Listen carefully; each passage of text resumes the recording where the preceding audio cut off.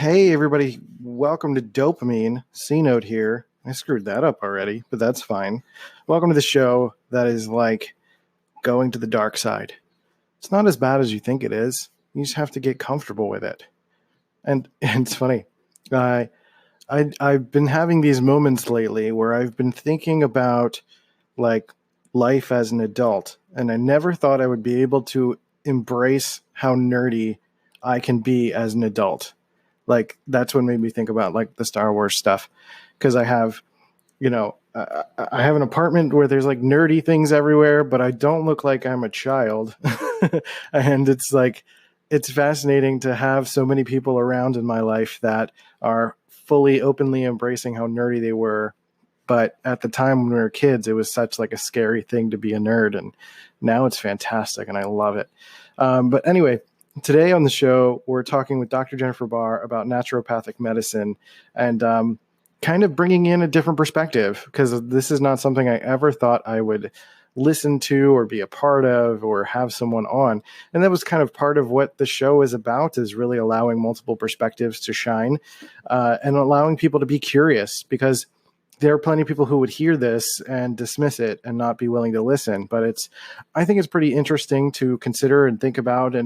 And for the most part, it's about preventative medicine, which I think is something that we should all consider and think about. So in relation to mental health, there's a lot of complicated nuances, but I totally believe in Dr. Jennifer Bahr and what she stands for. So her as a person, she's rad. It was one of the better conversations that I've had. It was certainly really nice, welcoming, intellectual conversation that I really, really appreciated. So, I don't know, grab a stogie and sit back and listen to, I don't know, what do you do while you listen to podcasts? I mean, I don't know if anyone actually like sits back on the couch and pulls out a cigar and starts listening to podcasts. If you do, I hope it's on an old-timey radio. That's what I would hope for.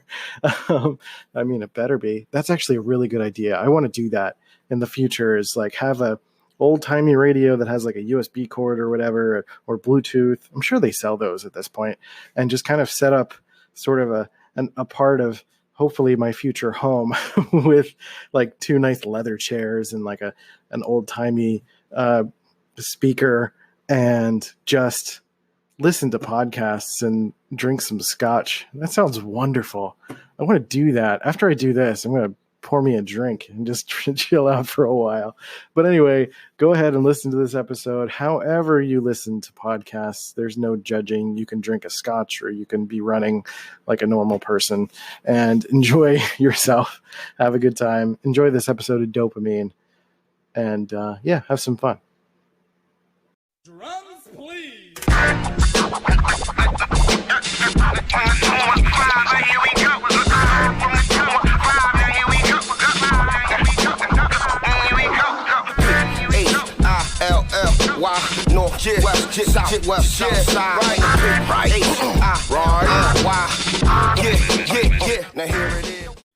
Okay, Dr. Jennifer Bahr, welcome to the show. Thanks. I'm so glad to be here. Yes, very exciting.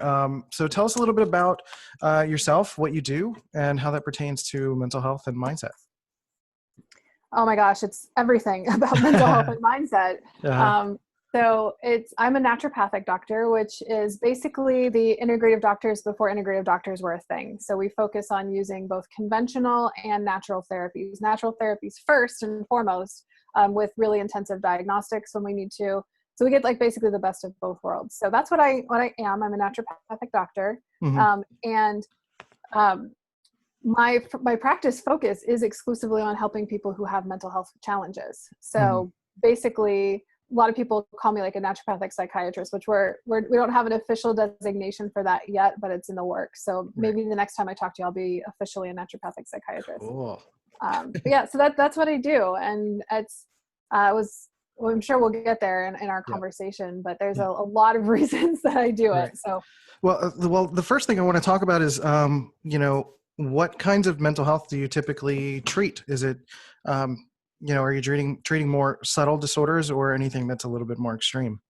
I actually get mostly the extreme stuff. And part of the reason for that is that a lot of people don't even know what a naturopathic doctor is, let alone that we are licensed primary care doctors and specialists in various different states. And so Mhm. people don't even realize that we're an option necessarily. So unfortunately, I end up seeing a combination of the adults that I work with are usually people who have been on meds for a long time and are trying to get off, or the meds have failed them, Right. or parents who are trying to keep their kids from getting on meds in the first place. And I treat a lot of people who have bipolar disorder in particular, because I have a personal history with bipolar disorder, which we can talk about if you're interested in that. I'm Absolutely. pretty open about that. Okay, cool. Um, and so I have my own experience, so I understand it on a level that many doctors do not understand it. And Mhm. then I work with a lot of people, a lot of kids who have a condition called PANDAS, which is this really complex set of conditions or set of symptoms that is basically a nervous system and a psychiatric system, or like a psychiatric response to infections. Specifically with PANDAS, it stands for Pediatric Autoimmune Neuropsychiatric Disorders Associated with Streptococcal Infections. So it's Mhm. like strep throat that makes you crazy, quote unquote crazy. Right. And then it can happen with other different conditions as well, and we call that PANS. And so these are really, really complex conditions that have impacts on the nervous system, the immune system, and basically where the immune system is attacking the nervous system itself and creating tics and OCD and rage and like overnight sort of thing. So generally I see really more complex things. I have a colleague here in my practice that sees the broad spectrum from mild anxiety and depression to intense schizophrenia, schizoaffective disorder, bipolar disorder, you name it. She basically sees everything. I'm a little Mhm. bit more focused in my practice. And then the other thing I'm doing right now that I'm really excited about, because it gets on the level of like prevention ultimately, is I have a program that I help moms or mothers to be to get off of psych meds before they get pregnant, so that they don't have the impacts on the developing baby, because psych meds by and large are not safe in pregnancy and cause a lot of problems for the kiddos. Yeah, has there been any link from between psych meds and postpartum depression? There have been. What the bigger concern is that it actually can cause issues with the baby. Mhm. With a lot of them are you cannot take when you're pregnant because it can cause birth defects or fetal death. And Mhm. so a lot of times we have moms who are really struggling because they've gone off of these psych meds really rapidly without doing anything to help their body to heal, Mhm. or that are taking the medications and running the risks to their babies and then having lots of issues with the babies in the long run. And the great thing about using naturopathic medicine is that we work on the epigenetic level, so we can actually improve outcomes both in pregnancy and for the baby. So it's awesome because we get to do preventative work before somebody's even born by working with mom before she even gets pregnant. So it's like I get to treat the kids before they even show up. Right. Which is great. And, the focus on children is massive, because we've got, I'm sure with the mention of meds failing is kind of linked to this kind of overarching discussion of the opioid epidemic and people Mhm. getting addicted to things, and nobody wanting kids to get involved in any of that, whether it's opioids or something that could lead to that. And what I'm kind of trying to lead to here is asking about how someone becomes exposed to what you do, rather, because I think if somebody heard how do you say that, Naturopathic. Uh-huh. naturopathic medicine, um, they might think that it's a little bit more woo woo and Mhm. linked to things that are not scientifically tangible. Mhm. So it's interesting to me that you're a doctor in this, and do you think that aspect of it being uh, um, formally introduced to people, or being something that is linked to someone being a doctor, is creating more credibility in that, if that makes any sense? Yeah, no, I hope so, because there's a lot of people who are doing, very woo-woo natural therapies that don't Um, actually have any medical training. right, They don't know how to do a diagnosis. They can't order labs. They can't prescribe medications. And right, sometimes medications are the right answer. Not right. always. Hmm. And they're usually not the long-term solution. So like, I'm not anti-med. I write prescriptions for medications Right. sometimes. It crushes me every time I do.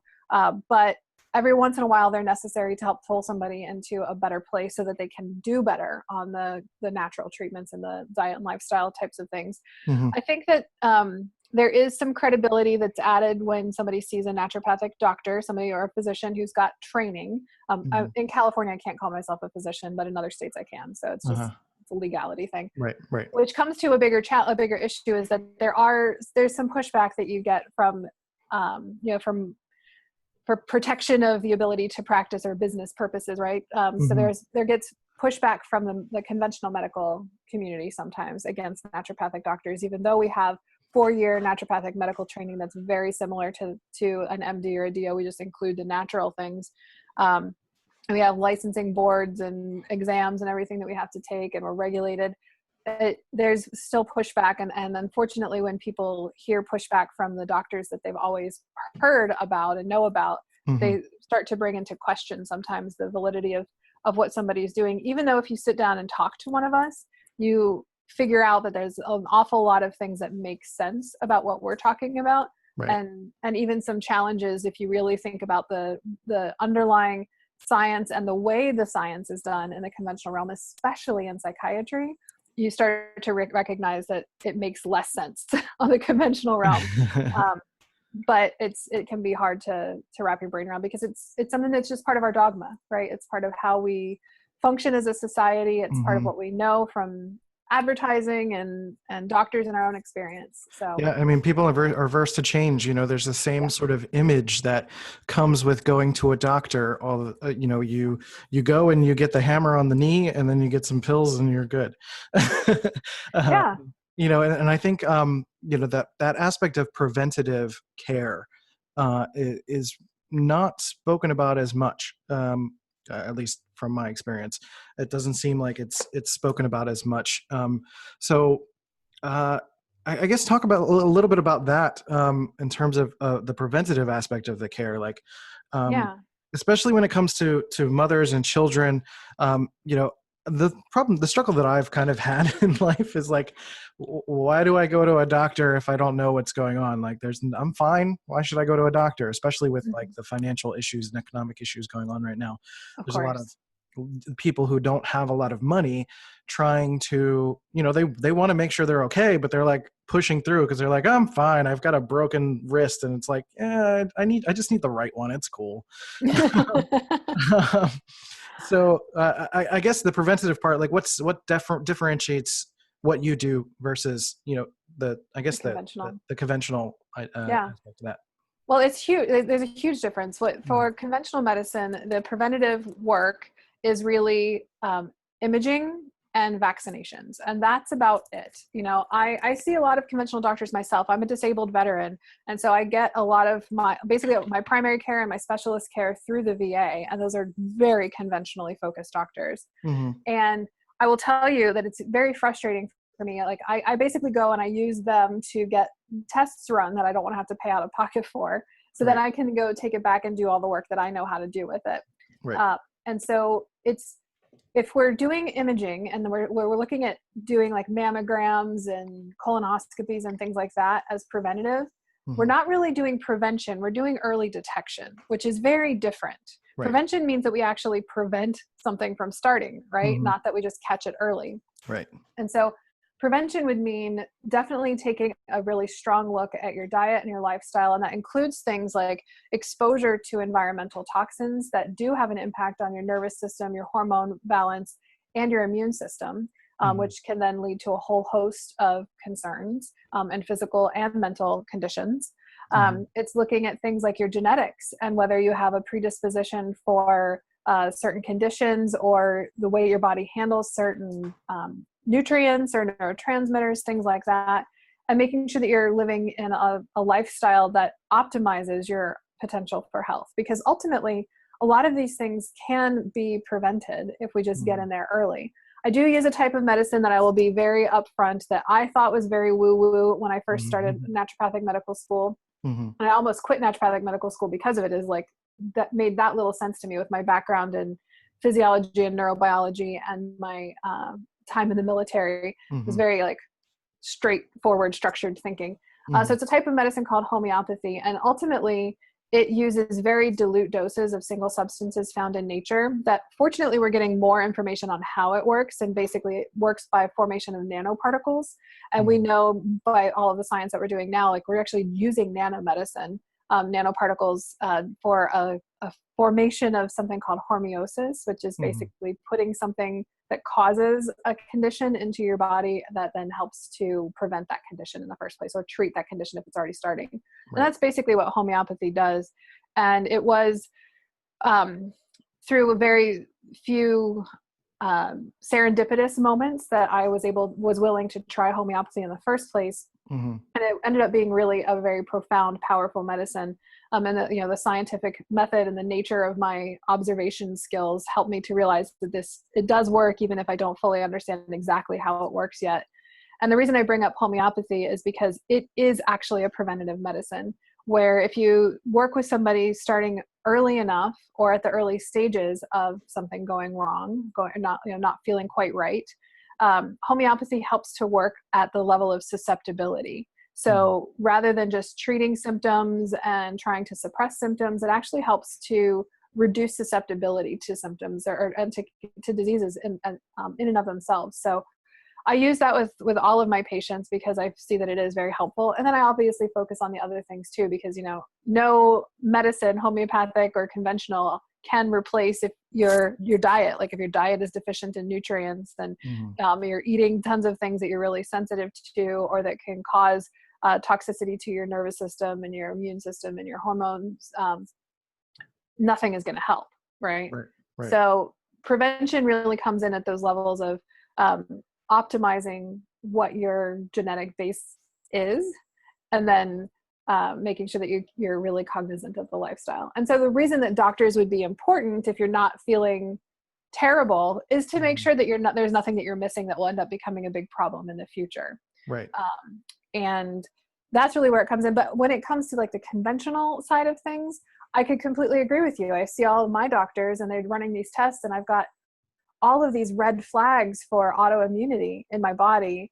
And they're just like, okay, well, we're just going to keep watching you and wait until it shows up, and then we'll do something about it. Whereas I then take those lab values and I come back to myself and I do the work that I know that can help reduce it. So believe it or not, in the last 10 months, I've cut my autoantibodies in half, which is unheard of in the conventional system.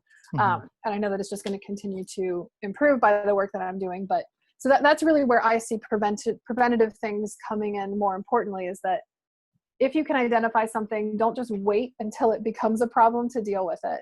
Right. And I think that's a way to build a relationship with your doctor as well, because, there's personal care that people talk about, but it's, if you see your doctor once every 3 to 6 months, then like you're not building a relationship. How often do you see people for this kind of preventative, these preventative care, or what basically seems like to me is going to a physician therapist almost? So it's going to vary from patient to patient. And to be perfectly honest, I don't get people who are in preventative mode often, really. Because like I said, most people come to me when they're already struggling and they've done tons of research and then they found me. So I don't get that opportunity to do preventative. So I see people a little bit more frequently because I'm dealing with them while they're in crisis, getting them out of crisis. And then, so a lot of times I am doing symptom management and helping to get them feeling better so they can function. And then we're working on a lot of the preventative things because my goal is to work myself out of a job. And so unlike a conventional psychiatrist, I don't subscribe to the paradigm that once you have a mental health diagnosis that you always have it. I do say that you need to be conscientious of the fact that you have this susceptibility. Again, homeopathy works on susceptibility, but you still have to pay attention to everything that can contribute to things not going as well as you'd like. And so I'll eventually then work on the preventative type of stuff towards the end of my treatment with somebody, where I'm then trying to help give them the tools so that they don't need to come see me again. So I have to do it a little bit reverse. Right. Where do you think that major gap is between getting someone who is in conventional care or even in your care to get them into that preventative, regular scheduling kind of mentality? It's hard. I mean, it's obviously that it's a cultural thing in a lot of ways. So what do you think that big challenge is there to try to get them, or what do you think is maybe something that you're working towards to try to get people to think that way? Well, now you're getting into politics and mindset. So, and just a little warning here, if I get a little too wonky, please stop me and I won't be offended, because I actually recently stepped down as president of our state association, and I've done advocacy and lobbying work on the state and federal level for the past decade. So I might get a little wonky. Okay. If it But goes too off course, I'll let you know. But okay. I love it. So have at it. So I think it's threefold. I think it's policies, and just that central dogma that we have as it relates to mental health in this Right. country. Mm-hmm. I think it's stigma associated with mental health conditions. And then I think it's mindset for people with what we have been taught is of value in this Right. society. And Mm-hmm. so I think that, and those are so interconnected because we have a medical system that is set up that is really a sick care system, not a health care system. You, like you said, you don't go see your doctor if everything is fine to make sure everything is still fine. And is there anything I can do to feel better or to prevent something in 10 years? Mm-hmm. We also have that challenge where we don't identify with future self. Our future self is a stranger, and you're not going to go in out of your way to take care of a stranger, like a complete stranger who's not asking for your help. Right. Right. Exactly. So we've got that challenge. We also have the fact that the medical system right now is insurance based, and the job of an insurance company is to deny care. And Mm-hmm. so they're going to look at only giving care to things that are currently a problem that have to be addressed, and not true preventative care unless it's something like early diagnosis, because then if they do early diagnosis, they're going to reduce their costs rather than recognizing the cost savings of doing preventative work, which there's more and more studies coming out that are giving more emphasis to that. So I'm hopeful that that will change. Right. But then on top of it, we've got the stigma of getting help, especially for mental health conditions. I can't tell you how crushing it was when I got my original diagnosis of bipolar disorder years ago, how I thought I was never going to amount to anything. And, all of that stuff. Unfortunately, I clearly overcame it and became a doctor anyway. But so people seek out treatment significantly later than they should because of the stigma. And even when somebody is lucky enough to have a parent who's catching it early, if they don't catch it when the child is under 10, I find that the kid's already got the stigma associated with it and doesn't want to take anything, even if it's natural, doesn't want to take anything or take any effort, because if they're having to put effort into feeling okay, that means there's something wrong or broken with them, or they're different, right? Right. Or sometimes here in Southern California, we have the opposite effect depending on which school district we're in. Right. But some of the kids are already on like 3 or 4 psych meds by the time they're in high school. And so the kids who come to see me just want to be put on psych meds because everybody else is on psych meds. It's ridiculous to me that it's how much it's changed even since I've been in high school, which admittedly was a while ago. Right. And then finally, it's like there's the mindset component too, that because we are in an insurance-based system that we pay a small copay, we don't see the value. Like healthcare is not supposed to be something that costs anything. And if it does cost something, then it's not worth it. And we don't recognize the fact that investing money in our health and in ourself and our overall well-being will increase our ability to have access to everything else that we're wanting to spend money on in the first place. Right. So people will spend money the amount of money it would cost to see me once a month, which if you're catching things early, you wouldn't even need to see somebody once a month. But the amount of money it would cost to see me once a month, people are spending on TV or, alcohol. I mean, people definitely spend, especially in Southern California. And there's this like huge alcohol culture right now, right? I mean, everybody's got things about beer and wine, and they're not recognizing how much worse they're actually making their life by drinking tons of alcohol. Right. And the amount of money. I mean, I did the math for a friend of mine recently. If she and her partner were to stop drinking, they would have saved $7,000 a year. How much could you do with $7,000 a year? And how much better would you feel? Like how much more functional would you be? And I'm not like super anti, alcohol or anything like that, but I just recognize the impacts that it makes when people go overboard, and it's easier to spend like $7 here and there on a glass of wine or a beer or whatever than it is to spend like $150 in one pop someplace. I get that, but people are just they're not really making that decision between what they really want and what they want right now. It's so much easier to make that decision about what you want right now, right? Right. And a lot of people are satiating, bad feelings with alcohol. Yeah. It helps you to ignore things. Right. It helps you to like forget about it for a little bit, and then you feel terrible the next day until you get that next drink to give you a little bit of relief. And it's this vicious cycle that it's unpleasant to break. And I get that. Just like emotional eating or binge eating is unpleasant to break. Right. All of the things that we do to escape from the thing that's right in front of us, or again, from the hard work that we have to do for the thing that we really want. And unfortunately, it just creates this big loop. And Right. I mean, you really touched on all of the frustrations that of everything that's going on, which is amazing, because I feel like I've thought about those all in separate cases, but you were just able to just pull it all out. And I'm like, this is fantastic. I'm just like big grin over here. So I can count on your vote then if I eventually run for office, right? Absolutely. I already got you. Um, Go for it. Yep. I will be on this podcast singing your praises. Um, so I guess this is a good transition to kind of find out a little bit more about your past. Let's kind of Tarantino it a little bit and learn a little bit about, like, when you started to learn about your diagnosis or felt with anything was off, or if there's anything before that you'd like to lead up to and speak about. But particularly about the diagnosis I'm interested about, and leading up to it. When did you start feeling like, something was quote unquote different or off and wanted to figure out what it was? Well, everything is super clear in retrospect, right? Right. So I got the appropriate diagnosis when I was 24, when I was in the Navy. I was close to getting out of the Navy, so it was almost the end of my 6-year term in the Navy. I had been incorrectly diagnosed when I was 16, when my mom took me to see a psychiatrist because I was struggling with depression, which I understand why I was incorrectly diagnosed with depression instead of bipolar disorder, but the psychiatrist didn't pay attention to the fact that she gave me a medication that made me bananas. Right. I went manic out of my mind, and she just didn't pay attention to that. Right. And it's part of the nature of the struggle. If you're the first person in your family to receive the diagnosis of bipolar disorder, you don't know that you need to be looking out for bipolar disorder.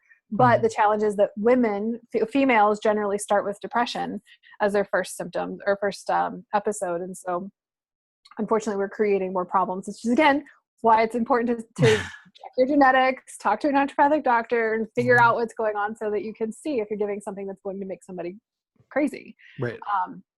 So hopefully we're going to continue to improve on that side. So anyway, but if I were to look back even further and like look at all the times that I got really angry and had a bad temper and was kind of moody and like kicked holes in doors and things like that as a child, it's probably been going on most of my life. Right. There wasn't a clear episode until I was 16, and then had lots and lots of ups and downs for the next 8 years until I was 24. And part of that was I got stuck in the same things that I get frustrated about, which is probably why I get so frustrated and am so passionate about what I do, and why I focus so exclusively on the type of medicine that I do, Right. and the people that I help. But it was between the stigma of feeling like I was broken or something was wrong with me. I was in the military, and so I was very conventionally focused. And there, with the stigma on top of that, not just myself, but in the military. So I had a security clearance, and I was an Arabic translator. And there was all of these beliefs that are only partially true, that if I would have gone to get help with a psychiatrist, that I would lose my security clearance. And it's only true if you don't go ask for help yourself. If you are referred by somebody in your chain of command to get psychiatric help, then you will lose your security clearance because you don't have the insight to actually recognize when you need help, and that could be a problem. So I delayed until I was so depressed I was suicidal. And when I accidentally woke up one morning, or was disappointed when I woke up one morning, I wasn't actively trying to kill myself, but I went to bed thinking maybe the combination of the sleeping pills and alcohol that I had consumed might be deadly. When I woke up the next morning and was disappointed about it, that's when I finally said, okay, it doesn't matter. I'm either going to die or I'm going to get help. And neither way will it matter if I have my job anymore, because I can't keep going on like this. Right. So that's when I was appropriately diagnosed. Fortunately, my psychiatrist, I think he was actually brand new, which sometimes can be really helpful because people aren't caught in their ideas of what something is. Right. So he did his due diligence. He asked lots of questions and made sure that he didn't just say, okay, yes, you clearly have depression. Because you've had it before here, let me give you an antidepressant. He was able to figure out that I actually had bipolar disorder, but that also created its own set of challenges for me because, one, I just wanted an antidepressant at the time. I was like, I just can't keep feeling so depressed. Right. But he shared with me that it would actually make me feel significantly worse if I got an antidepressant, and it would cause a lot of really bad problems for me. Mm-hmm. But then the other challenge was to be told that what I felt like was me at my best was actually me sick. Because that's like I hadn't at this point reached full-blown mania. I did later end up, so I have bipolar, I have the diagnosis of bipolar 1 disorder. I actually, just for a caveat, I no longer meet the criteria, and I've been off of meds for almost a decade and had no episodes at all for over 5 years now. Wonderful. So it is possible to actually have recovery from this. I just think that's important to share. And I still see a psychiatrist at the VA who still won't not putting me on drugs. And I'm very grateful for that. Not even pushing it anymore. Right. But before I got to this point, I did have mostly just hypomania, which hypomania is not as long, not quite as intense. It's really like what you look at as more of like the fun experience. It's, grandiose thinking you're on top of the world, the center of attention, the life of the party. You're fast moving with your thoughts. I mean, you said you have cyclothymia, so you get it because you have a version of that. I talk about that all the time. Yeah. So, and to be told like that you, when you're at your absolute best and your happiest, is sick is crushing, right? Mm-hmm. So there was that whole thing to struggle with. Like, okay, so what am I really? If like when I feel good, I'm sick, and when I feel bad, I'm sick. Like, is there any part of me that's not sick? Right. So I went on and off medications like most people who have bipolar disorder and mood disorders do, and had lots and lots of ups and downs, destroyed lots of relationships, and had lots of questions in my life about what I was going to do and how I was going to do it with this new challenge. And fortunately, it turns out I'm a Stoic philosopher, and when I didn't even know that Stoicism existed. And the obstacle is the way. And so I've figured out how to recognize that, okay, here's my obstacle. I have this diagnosis that everybody is telling me is a life sentence, and that will prevent me from having children and having a family and having the career that I wanted. And okay, let's figure out how to make that true or untrue. Like, let's figure that out. And so it took several years and like some coincidences and serendipitous moments where I found out about naturopathic medicine when I was expecting I was going to have to do a conventional medical program, and then travel the world to learn natural therapies and different ways to approach it. Because let's be honest, the meds that I was put on, that I don't know if you've ever been on medications or anything like that, but I haven't, no. They're not pleasant. They cause all sorts of other diseases. Like, so what we call conventional medicine is also called allopathic medicine, which actually means different suffering, which means that rather than like just going exactly against what it is that you're struggling with, that they give you something that can cause other suffering, is what it actually means. Which is funny that the conventional doctors still stick to that, and they call it allopathic medicine. It's like different suffering. Okay. But realistically, if you think about it, like, so I took a couple of different psych meds. I was on lithium, and I was on some antidepressants, and I put me on Seroquel for a while. And all of those, like, they destroyed my thyroid, caused some metabolic challenges that I've had to struggle to like overcome for years and years. So basically most of these psych meds, they dull you down, make you feel really foggy, like a flat version of yourself. So you're not feeling highs and lows, but you feel nothing at all. Right. And I was like, this can't be right. Oh, and the lithium also starts to slow down kidney function. Right. And, it just, doesn't feel like getting better. Well, yeah, it did not feel like getting better. Yeah. I was like, and the thing is, having a mental health condition, I feel, is actually a gift. I think that every single mental health diagnosis has an evolutionary adaptation that it helped to meet in one way or another. And sometimes they just get a little bit too enhanced that they then lead to suffering rather than having the advantages of them. And that's one thing I love about you. So you're saying we're the X-Men? Yes, exactly. That's exactly what I'm saying. I make jokes, and like, I hope this isn't offensive to anybody that listens, but I make jokes about how there's no such thing as a perfectly functioning brain. You're either crazy or stupid. And I say it with a lot of heart, because I think everybody's mostly crazy, and it's just varying degrees. Right. And so, and I've seen that there's like scientific studies too that show that the higher your intelligence, the more likely you are to have some sort of mental health diagnosis as well. They seem Right. to go hand in hand. Yeah. And I say that it's because if you didn't have a mental health diagnosis to get in the way, you end up becoming a dictator of the world. Wonderful. But there's a lot of advantages to them as well. You know, like Right. anxiety helps people to stay more alert. So they're the ones who are able to avoid the predators and the, you know, invading marauders, right? Right. People who have bipolar disorder or cyclothymia, like mood fluctuations, are able to experience things in life in a much more rich and colorful way, and also in a darker way that you can also relate to people with their suffering in ways that you couldn't if you never experienced depression. And Right. even with schizophrenia or people who hear voices, you know, in bipolar disorder, you can hear voices or have psychotic symptoms as well. It's mostly like it's stuff that we all do. Every single person hears voices. We just recognize it as our own. Right. And it's those voices that then, because that habit that we all have, that tendency just gets exaggerated and then becomes separate. And then it becomes scary. And because we all say some mean and scary things to ourselves too, right? That's part of the mindset side of things. So, right. I was telling my partner, Molly, that she, that whenever I go through the lower end of my cycle, and it's not necessarily suicidal these days, but it is a preoccupation with death.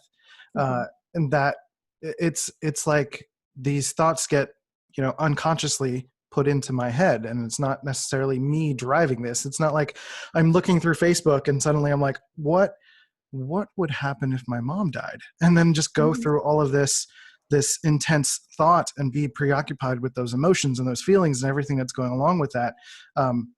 It goes along with this idea of like what you're saying is we all have these voices in our head, but we create comfort by making it our voice.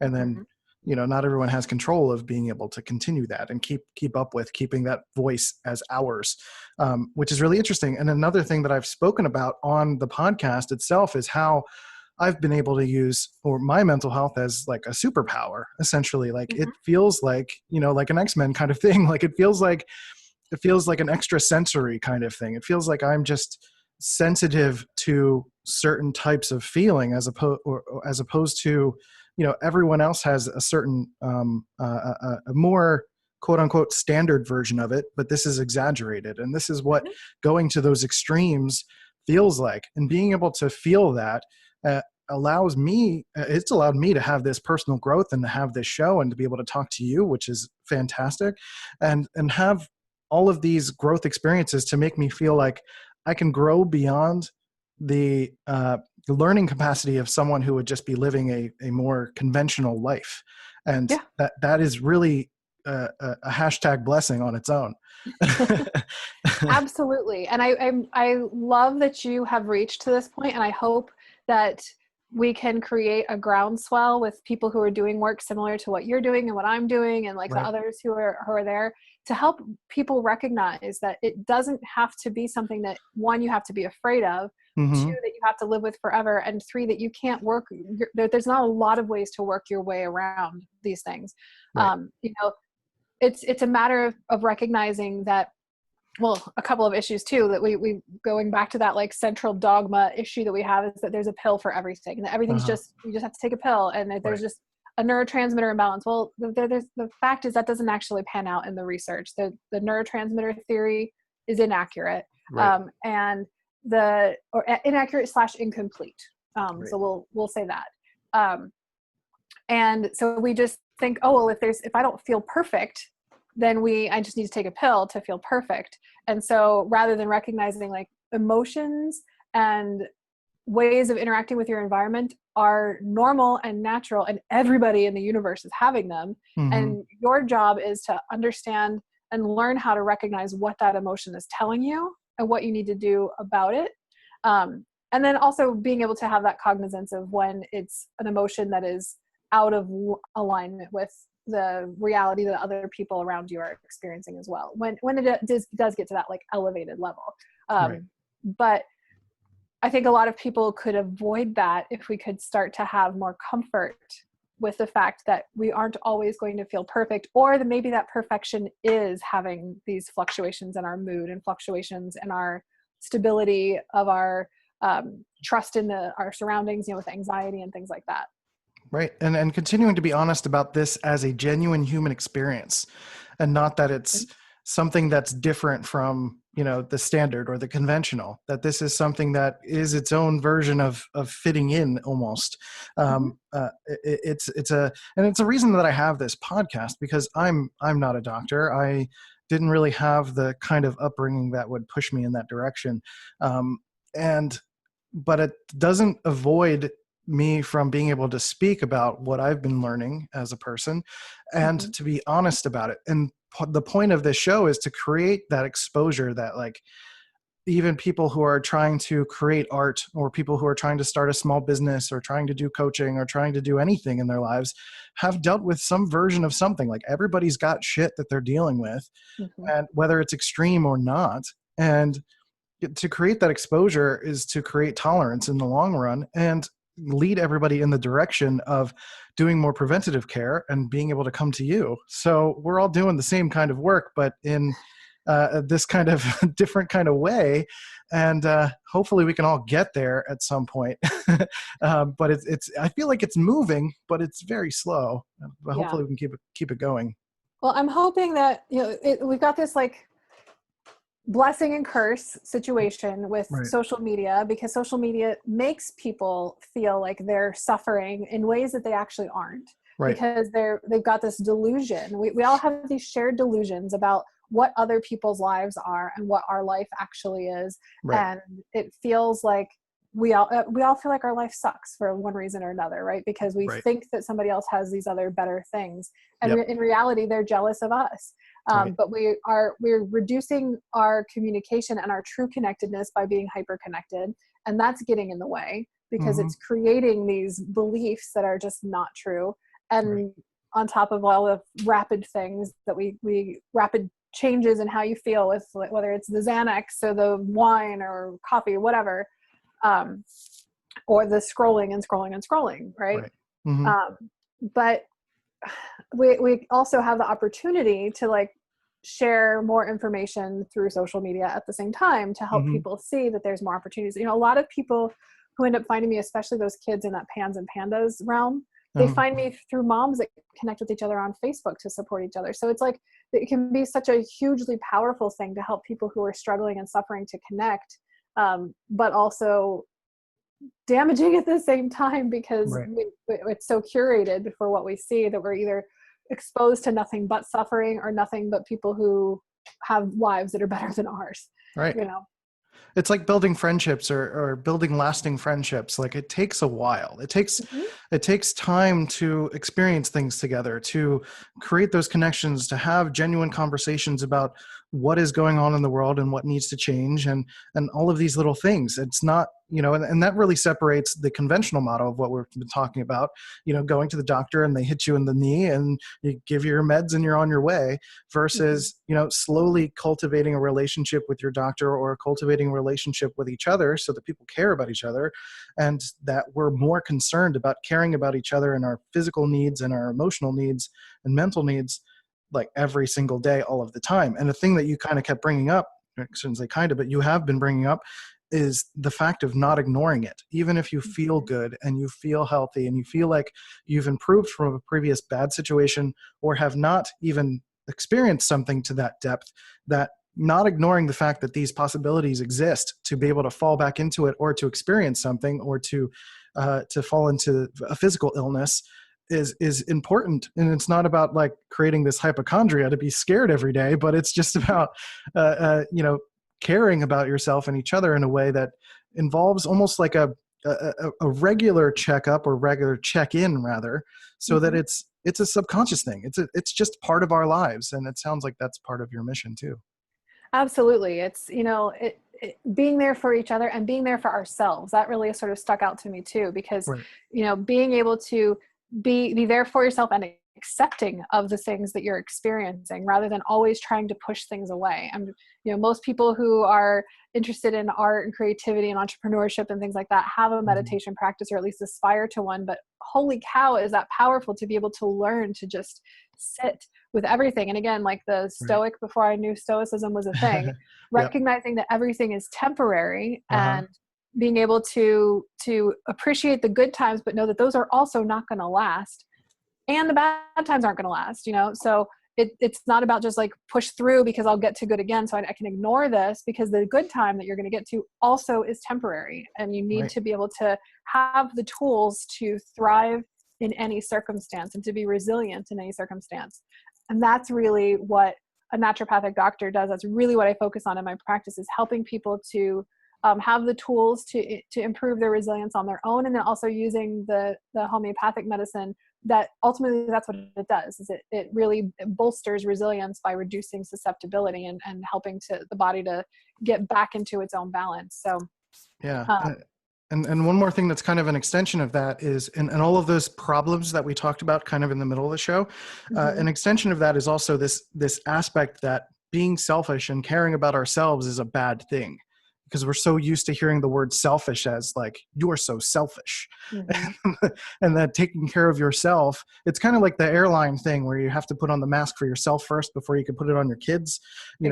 Being able to take care of yourself first is absolutely important, and something that we talk about quite a bit on this show. I even had an episode about Stoicism, so it's pretty rad that you kind of go into that.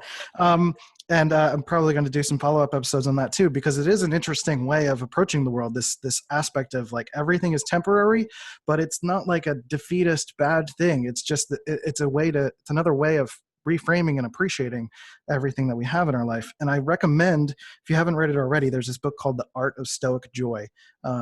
For you or the audience, it's really, really good. It really was my big introduction into Stoicism. And is a really great way to start thinking about these concepts in a way that is healthy and interesting. But it also talks about a lot of the history behind it too. So you go into like the philosophers and all of that stuff. It's really fascinating. Awesome. And better, easier introduction than like diving right into Seneca or Marcus Aurelius or something, right? Right. Yeah. It's kind of the entryway into that. It's the Oprah version.